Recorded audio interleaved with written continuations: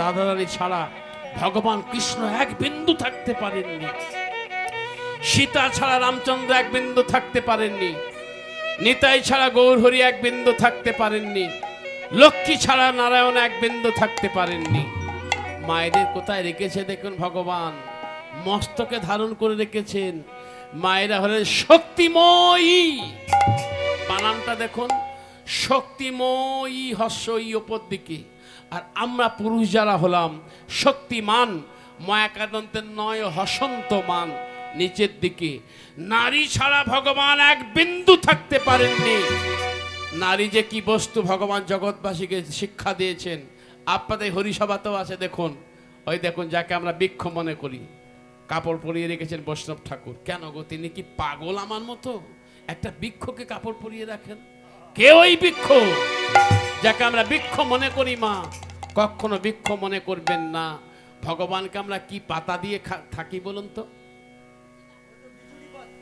বিজুলি পাতা, বিজুলি পাতা কি গো? আপনাদের হরিসভাতেও আছে না? মঞ্চটা হলো নারায়ণ, আর ভগবান ভক্তকে মস্তকে ধারণ করে রেখেছেন, তুলসী দেবীকে, বৃন্দা দেবীকে। এর অনেক ঘটনা, অনেক তত্ত্ব, কেন তিনি বৃক্ষ রূপে এলেন, কেন ভগবান মস্তকে ধারণ করলেন, এই কথা জানতে গেলে সেই শঙ্খচূড় দৈত্যের কাছে যেতে হবে। যুদ্ধ হয়েছিল না, আমার ছোট্ট করে বলে দিচ্ছি, কটা বলবো একদিন এসে বলুন তো। সতীত্ব হরণ না করলে শঙ্খচূড় দৈত্যকে কেউ মারতে পারবে না, ব্রহ্মার বলে বলিয়ান তিনি। কেমন? তাহলে মা ভগবান শ্রী নারায়ণ ধ্বংস করতে হবে অসুরকে। সারা পৃথিবী জর্জরিত হয়ে উঠেছিল শঙ্খচূড় দৈত্যের মধ্যে, এত শক্তিমান বর পেয়ে বর লাভ করেছিলেন। তাই নারায়ণ সতীত্ব হরণ করলেন। যখন জানতে পারলেন, অভিশাপ দিলেন, নারায়ণ তুমি ভগবান হয়ে তুমি এমন কর্ম করলে, তুমি পাথর হয়ে যাও, শিলা হয়ে যাও, আমি তোমাকে অভিশাপ দিলাম। মা সতী তুলসী অভিশাপ দিয়েছিলেন, বৃন্দা অভিশাপ দিয়েছিলেন। ভগবান মৃদু মৃদু হাসতে বললেন, হেসে হেসে বললেন, ও হে সতী তুলসী, আমি তোমার অভিশাপ মস্তকে ধারণ করলাম, তবে শোনো, আমি তোমাকে মস্তকে ধারণ করে রাখবো। এই জন্য দেখবেন ওই মঞ্চটা হলো নারায়ণ, আর ভগবান মস্তকে ধারণ করে রেখেছেন। আর শঙ্খচূড় দৈত্য সামনে থাকে, সেই শঙ্খচূড় দৈত্যের হাত থেকে হয়েছিল শঙ্খ।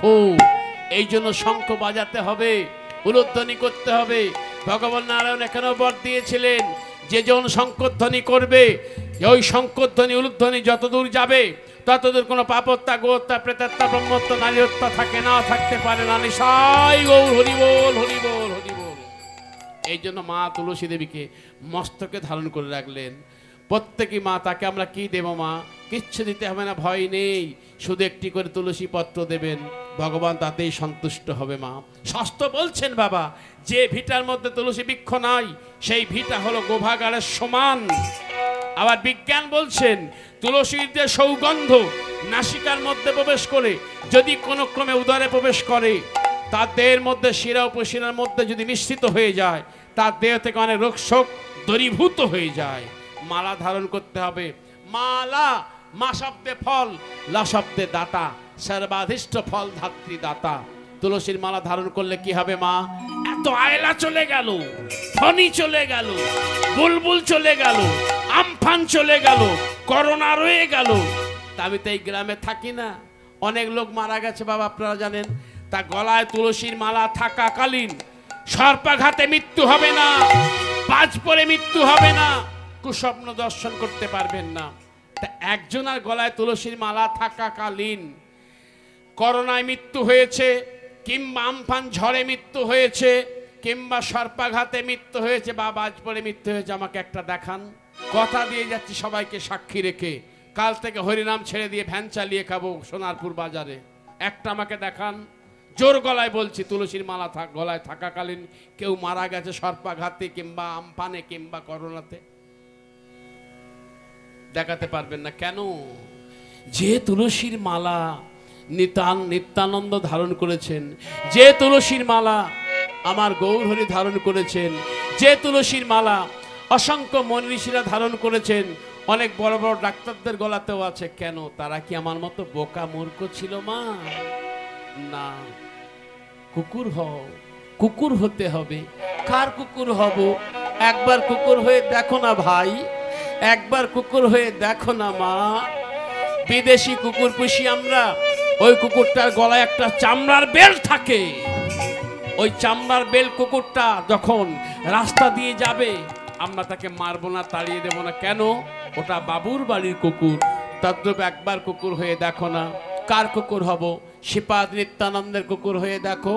নিতাই চাঁদ যখন আপনার হাতটা ধরে পঞ্চতত্ত্বের মুকুটমণি আমার গৌরহরি শিবা সঙ্গনে নিয়ে গিয়ে যদি বলে, নিমাই তোর এক ভক্ত শেষে ভাই তুই ফিরিয়ে দিস না, তাকিয়ে দেখ কণ্ঠে মালা, গলায় গদগদ, কণ্ঠে মালা, গদগদ ভাব, বদরে কৃষ্ণ নাম।